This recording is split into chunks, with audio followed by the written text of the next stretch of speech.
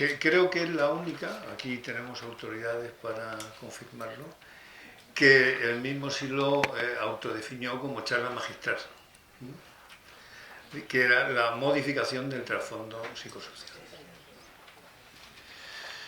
Bueno, tiene que ver con esto. Entonces, yo trato de volar bajo porque trato de conectar la experiencia personal con la acción en el mundo e interactuar en esa dirección. Y este trabajo apunta o tiene como referencia ese material y también, por supuesto, los apuntes de psicología. Y pretende, a ver si lo logramos para la próxima reunión, que se supone que será en abril o por ahí, pretende hacer un primer aporte muy experiencial y que sea como una guía que cada uno pueda tamizar su experiencia, ¿sí? De manera de irse aclarando, por lo menos para que a mí me ayude y si puede servir para otros, aclarándose sobre las claves que interpreto que Silo ha ido dando sobre ese tema. Y voy a enumerar algunos de los aspectos que para mí bueno, son el eje, el preámbulo, por así decir, de este trabajo. Uno de los temas es los mecanismos de conciencia y habla de la memoria y dice que si no hay memoria no hay posibilidad de avance, ¿no? Porque si no hay memoria no se puede cotejar una experiencia nueva con otra tenida anteriormente. O sea, esa es como la base de la estructuración del psiquismo, ¿no? Y a partir de ahí se van armando, ¿no? Toda una serie de pasos. Luego comenta también que no solo la memoria, sino que la representación es imprescindible, ¿no? Y sin representación no habría memoria. Y otro tema importante es que no habría imaginación, ¿no? Y que son junto con la percepción, son las claves del armado y de la evolución del psiquismo. Todo esto pretende ir acompañado de ejemplos, pero ya personales, de qué entiende uno por cada uno de estos conceptos. Y luego empieza a dar claves de cómo modificar la representación. O sea que el ser humano puede cambiar el medio, pero también puede cambiar sus contenidos y la manera de percibir esos contenidos. Puede modificar el punto de vista, puede hacer distintas operaciones. Y luego va dando claves con el tema de las copresencias. Esa memoria va actuando, se va almacenando, no se sabe dónde, bueno, sí se sabe, pero... Y eso va actuando como copresencias. Y hay muchos ejemplos. Ustedes son especialistas, no se los voy a recordar ahora. Pero es bueno entender cómo esa representación y esa memoria va articulando un sustrato, con lo cual el nuevo estímulo apela a esa memoria pasada y ahí va articulando respuestas, ¿sí? Eso se da a nivel personal, pero también se da a nivel social. Se da a nivel social y las copresencias de la memoria de un país o si uno pertenece a una religión o si pertenece... Todo eso, sustratos, están actuando copresentemente cuando yo voy a dar una respuesta al mundo. Existe, como ya decíamos antes, un trasfondo personal existencial, o sea, la biografía que yo he tenido también está actuando en la medida en que yo voy dando respuestas al mundo. No es lo mismo el haber tenido una educación en un medio que en otro, bueno, todo ese tipo de cosas sigue actuando. Luego nos habla de que hay religiones, hay ideologías y tener claro cómo actúan, porque son formadoras de esas copresencias sobre las cuales asentamos luego nuestras respuestas. Entonces, No es lo mismo que yo participe en una religión, la religión católica o protestante, o en el Islam, o no sea creyente. Todo eso viene actuando y va condicionando mi sistema de respuestas. Comenta también que las propias religiones, ideologías, están siendo tocadas por el proceso humano, o sea que ellas también están siendo modificadas en su composición, en su arquitectura, y interesa entender cómo eso va funcionando y cómo van actuando como reguladoras de conductas, como trazadoras de orientaciones de vida, no solo para el más allá, sino también para el más acá. Y hay otro tema que ahora nos toca mucho, que es todo el tema tecnológico, ¿no? Cómo las tecnologías también ahora entran a ir modificando ese sustrato psicosocial en el cual me va cambiando la mirada, la visión del mundo, las relaciones entre personas. Entonces, entender cómo funcionan esos mecanismos. Con todo esto, comprender cómo se va estructurando el trasfondo de memoria y de representación desde el cual nosotros damos las respuestas al mundo. Porque esto estamos tratando de avanzar, ¿para qué? No solo para ver cómo vamos modificando nuestra conducta y cómo vamos con adaptación creciente integrándonos en la sociedad, sino también cómo podemos ir modificando ese medio en el cual vivimos. Y sobre todo, cómo nosotros podemos articular un tema que se plantea ya en cartas a mis amigos, que no lo he mencionado, cuando dice que en la carta 10 apuntamos, como conjunto, o el humanismo, a generar una serie de efectos de demostración suficientemente enérgicos como para producir una inflexión general en el proceso.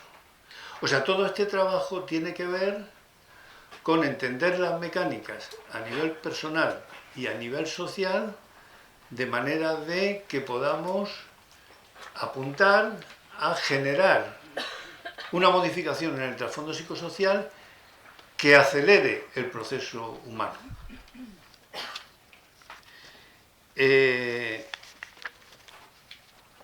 En las sociedades también se van las culturas, las religiones, las ideologías, acumulan aspectos negativos. Por ejemplo, las guerras, los conflictos, eso generan tensiones, generan problemas que pueden durar años, décadas, incluso siglos. Entonces, comprender cuál es esa mecánica, yo creo que nos ayudaría a entender el funcionamiento no solo personal, sino también psicosocial. En realidad, una de las conclusiones que se sacan es que,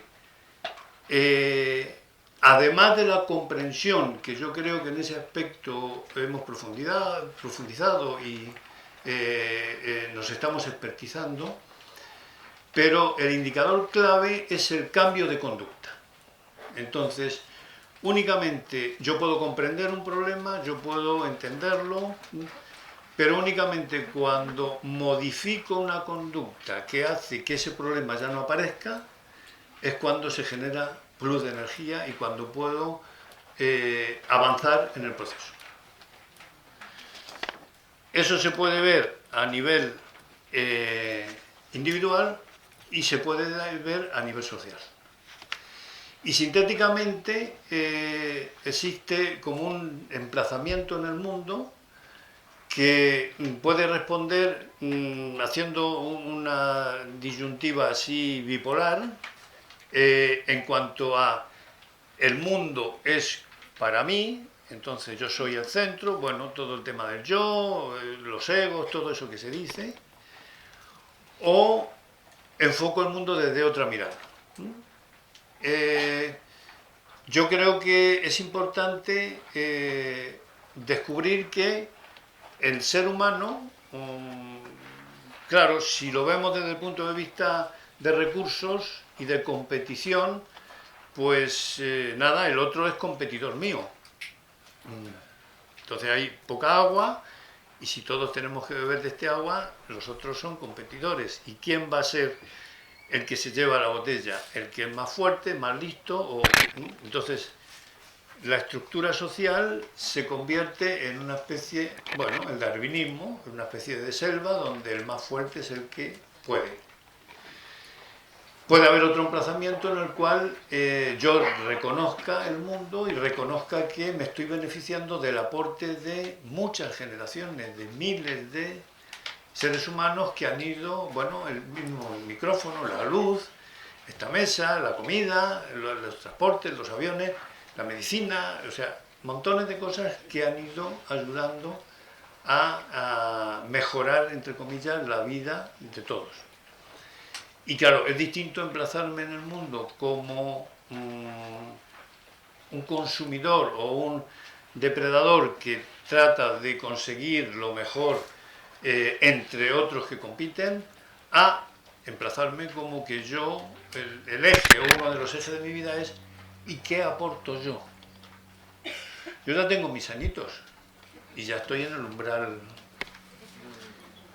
¿Y qué aportas? ¿Qué has aportado? Entonces, yo creo que muchos del gran legado que nos ha dejado el maestro tenemos la pregunta de, bueno, ¿y qué voy a hacer? O sea, está muy bien todo lo de las teorías, los desarrollos, las monografías, todo muy bien. Pero ¿qué es lo que se hace? ¿Cuál es el aporte que voy a hacer? Bueno, este trabajito tiene que ver con esto. Entonces,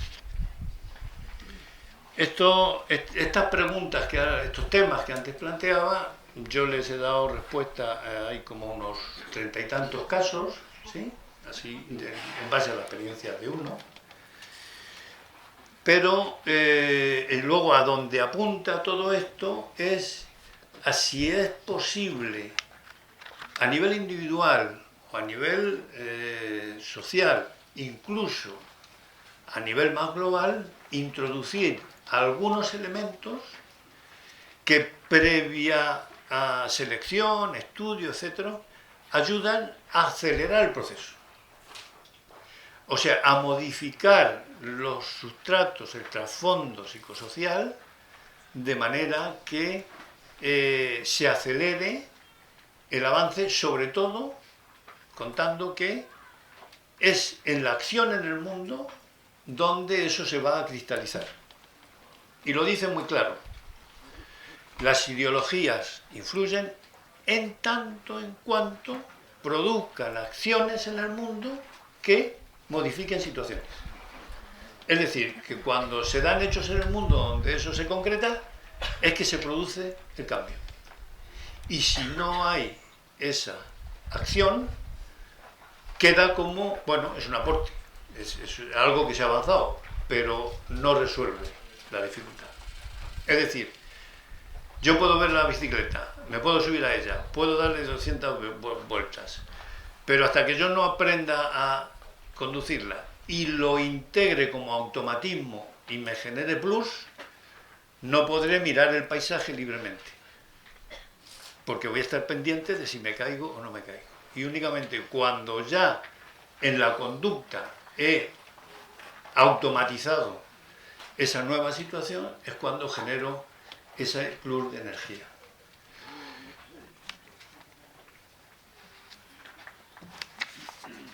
¿Cómo podríamos sintetizar todo esto? ¿A qué se apunta?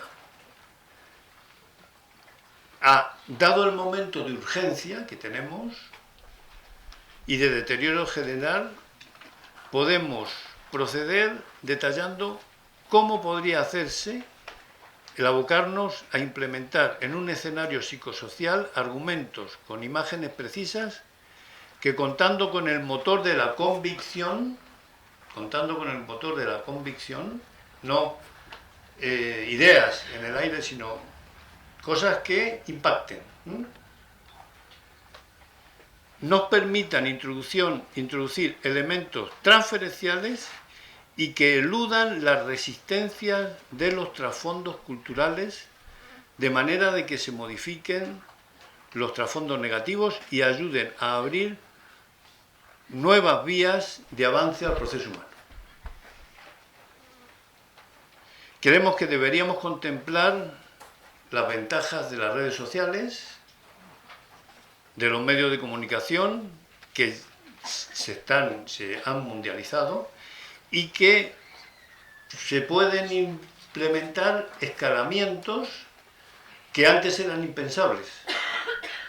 Hace unos días estaba dando vueltas que si cuando comenzó el movimiento humanista hubiéramos tenido todas las herramientas que tenemos ahora a nivel tecnológico, de redes sociales, etcétera, hubiera sido muy distinto.